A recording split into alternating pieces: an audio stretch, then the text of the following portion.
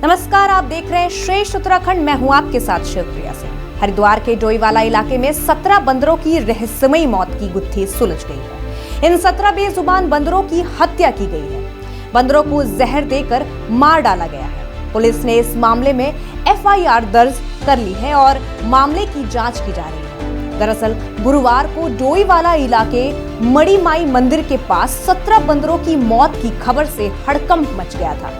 सूचना मिलने पर वन विभाग और पुलिस मौके पर पहुंची और बंदरों के शवों को पोस्टमार्टम के लिए भेजा गया। शुक्रवार को आई पोस्टमार्टम रिपोर्ट में पता चला कि बंदरों को जहर देकर मारा गया है। जहर खाने से बीमार कुछ और बीमार बंदरों को इलाज के लिए देहरादून भेजा गया है। पुलिस के मुताबिक जांच में पता चला कि इन बंदरों को जहर कहीं और दिया गया है और मारने के बाद मड़ीमाई इलाके में लाकर फेंका गया है।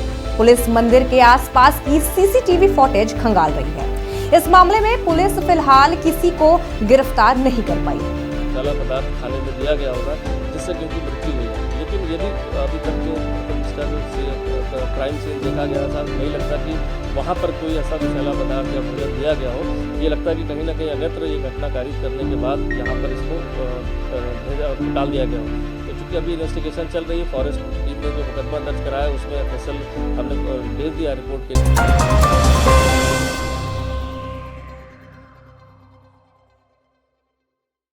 उत्तराखंड में टूरिज्म को बढ़ावा देने के मकसद से मसूरी में बनाया गया हेलीपैड बुधवार से ऑपरेशनल हो गया। उत्तराखंड के पर्यटन मंत्री सतपाल महाराज ने इसका उद्घाटन किया। हेलीपैड शुरू हो जाने के बाद पर्यटक महज 9 मिनट में हिमालय दर्शन कर पाएंगे। पर्यटकों के लिए ये नया अनुभव अपने आप में अद्भुत होने वाला है। हेलीपैड के उद्घाटन करते हुए सतपाल महाराज ने कहा कि ये हेलीपैड महान भारतीय पर्वतारोही श्री राधानाथ श्रीधर को समर्पित किया गया है। इस मौके पर सतपाल महाराज ने मसूरी में ही देश के पहले कार्टोग्राफी म्यूजियम की भी शुरुआत की। कार्टोग्राफी म्यूजियम में जॉर्ज एवरेस्ट और उनके सहयोगियों की तरफ से की गई अलग अलग खोजों और एवरेस्ट की मापी गई ऊंचाई के बारे में भी दर्शाया गया है। ये जो हेलीपैड है ये राधानाथ श्रीधर जी को हम डेडिकेट कर रहे हैं। वो बहुत बड़े गणतज्ञ थे और उन्होंने जो है जॉर्ज एवरेस्ट के नाम पर इसको डेडिकेट कराया और एवरेस्ट की चोटी को उन्होंने नापा। तो आज ऐसे महान व्यक्ति को हम ये हेलीपैड डेडिकेट कर रहे हैं। पर्यटन मंत्री ने बताया कि मौजूदा समय उत्तराखंड पर्यटन विभाग कई सर्किट्स बनाने में जुड़ा हुआ है। शाक्त, वैष्णव गोलू, विवेकानंद, मास देवता और हनुमान सर्किट सहित कई सर्किटों का निर्माण कराया जा रहा है। यही नहीं, पर्यटन को बढ़ावा देने के लिए बद्रीनाथ से आगे देश के पहले गांव माणा को भी पर्यटन के लिहाज से विकसित किया जा रहा है। कार्टोग्राफी म्यूजियम का उद्घाटन करते हुए सतपाल महाराज ने कहा कि जॉर्ज एवरेस्ट की चोटी को राजनाथ श्रीधर ने मापा था। कार्टोग्राफी म्यूजियम में आकर लोग जान पाएंगे कि देश में नक्शों को कैसे बनाया जाता है और कैसे लोगों ने पैदल चलकर भारत के एवरेस्ट की ऊंचाई को नापने का काम किया था।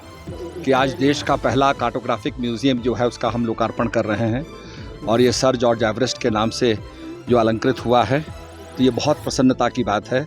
और मैं सभी देशवासियों को, उत्तराखंड वासियों को टूरिज्म डे की बहुत बहुत बधाई देता हूँ।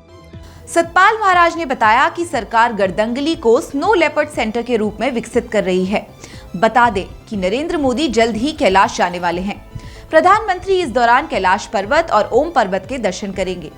सरकार ने कैलाश और ओम पर्वत को भी पर्यटन के लिहाज से विकसित करने की योजना बना ली है।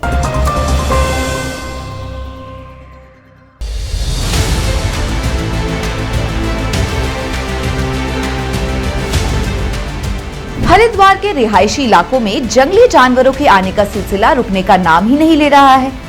शुक्रवार की सुबह तड़के जगजीतपुर राजा गार्डन के रिहायशी कॉलोनी में 3 जंगली हाथी कॉलोनी में टहलते नजर आए। रिहायशी कॉलोनी में हाथियों की चहलकदमी देख लोग सहम गए। हाथियों के डर से अपने अपने घरों में घुस गए और छत से उनका वीडियो बनाने लगे। हाथियों का झुंड काफी देर तक मोहल्ले में घूमता रहा। हालांकि हाथियों ने मोटरसाइकिल गिराने के अलावा और कोई दूसरा नुकसान तो नहीं किया, लेकिन रिहायशी इलाकों में लगातार उनका आना जाना कभी भी खतरनाक हो सकता है। जानकारों के मुताबिक जगजीतपुर राजा गार्डन कॉलोनी बनने से पहले ये इलाका हाथियों का गलियारा हुआ करता था। हाथी इसी कॉरिडोर से गंगा में पानी पीने और गन्ना खाने जाया करते थे। विशेषज्ञों का कहना है कि हाथी की मेमोरी बहुत ही शार्प होती है और जिस रास्ते को वो एक बार चुन लेता है उसी रास्ते को कई पीढ़ियां फॉलो करती हैं। शायद यही वजह है कि इस इलाके में हाथियों का झुंड अक्सर टहलता हुआ दिखाई दे जाता है।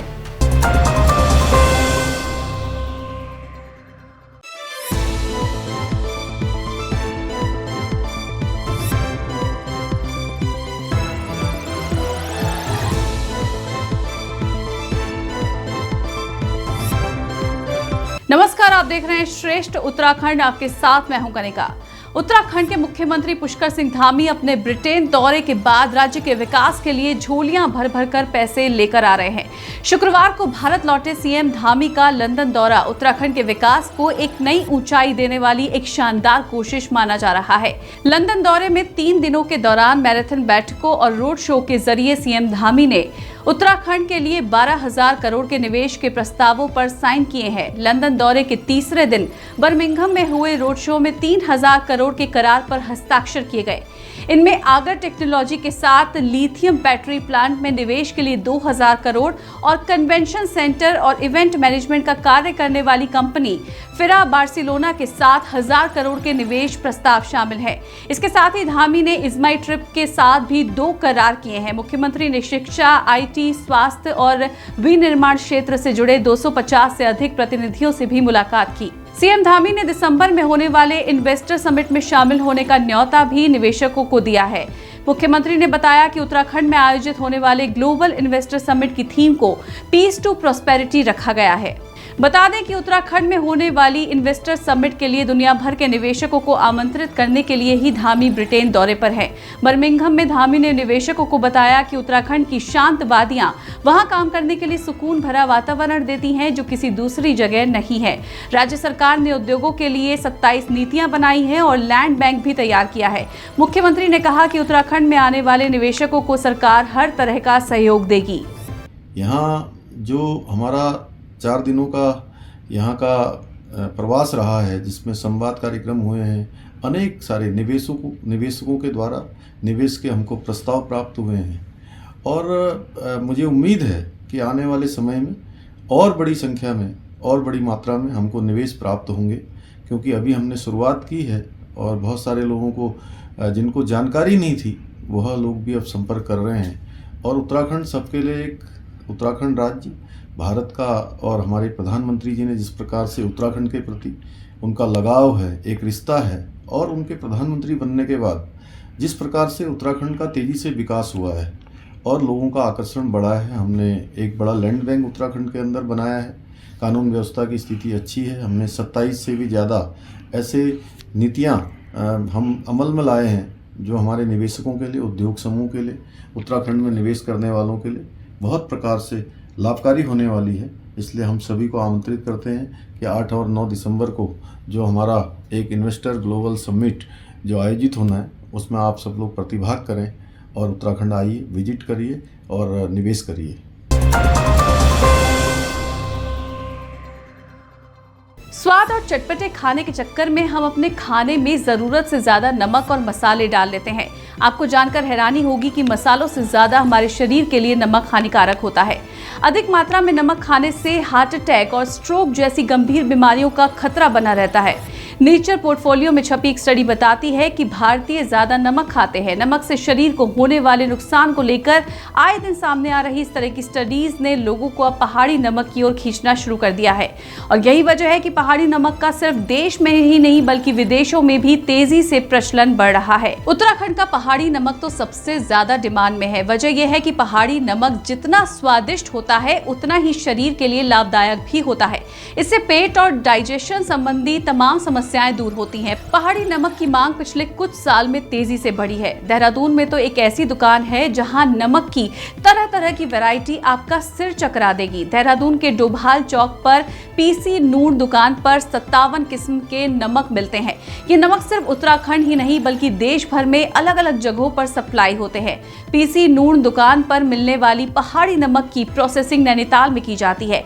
पहाड़ी नमक का उपयोग खाने में तो किया ही जाता है, साथ ही सलाद और फ्रूट चाट के लिए इसकी जबरदस्त मांग है। पहाड़ी नमक शरीर की कई समस्याओं को भी दूर करते हैं। डॉक्टरों के मुताबिक पहाड़ी नमक खाने से हार्ट से जुड़ी समस्याएं तो दूर होती ही हैं, पेट के रोगों में भी ये बहुत कारगर है। पहाड़ी नमक के साथ अजवाइन, लहसुन, अदरक और उत्तराखंड में पाई जाने वाली तमाम औषधीय जड़ी बूटियों को कूटकर इसमें मिलाया जाता है, जिससे इसकी तासीर शरीर के लिए न सिर्फ अच्छी है बल्कि कई रोगों के लिए दवा का काम भी करती है। तो फिर नमक को लेकर अगर आपको स्वास्थ्य संबंधी चिंता है तो उत्तराखंड की पहाड़ की ओर जाइए और वहाँ के औषधीय नमक को अपने खाने की थाली का हिस्सा बनाइए। आपने अभी कहा कि जैसे हमारी जो लेडीज़ हैं जो घर की गृहिणियाँ हैं, ये घरेलू जो नमक बनाती हैं उसमें बहुत सारी चीज़ें मिक्सअप रहती हैं। सारे आयुर्वेदिक प्रोडक्ट्स होते हैं, जितने जैसे कि आप लाइक एज आप अजवाइन डाल रहे हैं, आप उसमें कई बार क्या होता है नमक बनाते समय उसमें वो थोड़ा सा कुछ क्या कहते हैं उसमें पुदीने की मात्रा भी डालते हैं। ये सारी जो वो चीज़ें हैं जनरल उसमें आप जो यूज़ करेंगे, और ये वाला जो नमक होता है ये डाइजेशन पॉइंट ऑफ व्यू से बहुत अच्छा होता है। कैसे? जैसे कि किसी को गैस्ट्राइटिस की दिक्कत होती है, या किसी को मेटाबॉलिज्म किसी का स्लो हो रहा है, या किसी का हाई है, तो ये पाचन तंत्र को बहुत अच्छे से रखता है। ठीक है, तो जितना जैसे लहसुन आदि होता है, ये सारी जितनी भी चीज़ें नमक में पड़ती हैं वो सारी चीज़ें आपके डाइजेशन को लेके पड़ती हैं, तो उसके ये सब चीज़ें मेंटेन करके रखती हैं। जो ये घरेलू नमक होता है, पहाड़ी नमक जो हमारी महिलाएं बनाती हैं, ये डाइजेस्टिव पॉइंट ऑफ व्यू से बहुत अच्छा है, सर्कुलेटरी पॉइंट ऑफ व्यू से बहुत अच्छा है। सब चीज़ों को लेके ये चीज़ें बहुत इंपॉर्टेंट है, और ऐसा ही करना भी चाहिए, बनाना भी चाहिए। ठीक है जी। आपने नमक के बारे में तो बहुत कुछ सुना होगा, लेकिन आज हम आपको बताने जा रहे हैं पहाड़ी नमक के बारे में, जिसको पीसी नूड़ के नाम से जाना जाता है। जी हाँ, नूड़ माने नमक, और इसके फ़ायदे इतने ज़्यादा हैं कि इसकी डिमांड विदेशों से आ रही है। लोग पीसी नूड़ नमक को खासा पसंद कर रहे हैं।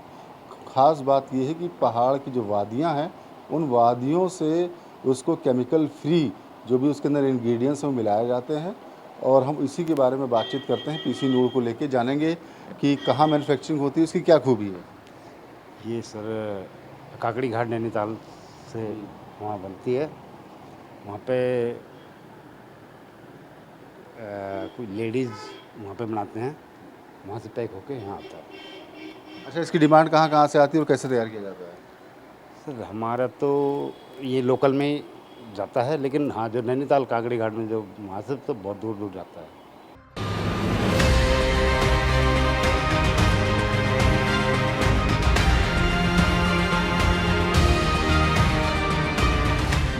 नमस्कार, आप देख रहे हैं श्रेष्ठ भारत उत्तराखंड। आपके साथ मैं हूं कनिका।